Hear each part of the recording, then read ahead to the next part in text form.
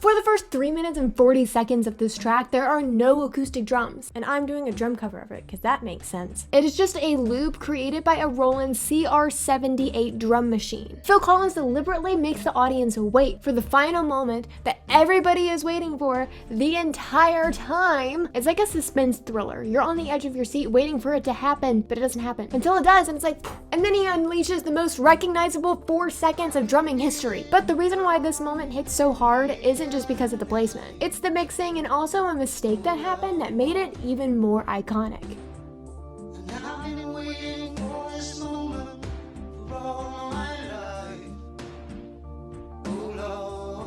There are two things about this song that make the tone of the drums so recognizable. One, Phil Collins actually didn't have resonance heads on any of his toms. All drums have 2 heads, one on the top called the batter head and one on the bottom called the resonant head. This head normally is there to provide more overtone and more ring out, so it's not just your initial hit or your attack. Phil Collins removed the resonance head. This means that there was no additional overtone and there was no additional ringing out. It was all attack. And that's why he has those meaty tom sounds. But you might be saying, there's clearly some resonance or something there because it definitely rings out. That is actually a noise-gated reverb that was made by mistake. When something is noise-gated, it means that the remaining frequencies is actually cut off. So you just hear the attack. It sounds like this without a noise gate.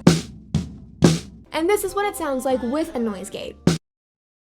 But in the studio, the sound engineer left on the console's talkback microphone, which is their way of communicating between the huge sound deadening wall. So the guy actually left the talkback mic on. Even though those walls are sound deadening, it doesn't mean that nothing comes through it. So while they were recording, the talkback mic was on and it was picking up the drumming from the engineering room. So it created a massive explosive echo, thus created noise-gated reverb. This is what drums sound like without reverb.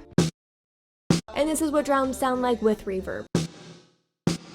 Yay, now we all know what a reverb is, woohoo. This moment completely changed the sound of the 1980s. Everybody wanted it, we're like, ooh, noise-gated reverb. Now let's break down the iconic fill. And something that you might not know is that everybody thinks it's just ba-doo, ba-doo, ba-doo, ba-doo, bo-bo, but there's actually a hidden bass drum in the background. In the mix, the bass drum is hidden sort of in the background, so you really need a tuned ear in order to hear it. But way far back in the background is actually ba-doo-doo, ba-doo-doo, ba-doo-doo, ba-doo-doo, bo, because there's a bass drum there.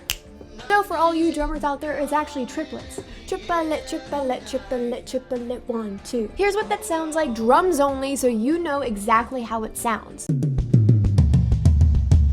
And now for the last minute and 56 seconds of In the Air Tonight, where there is actual acoustic drums.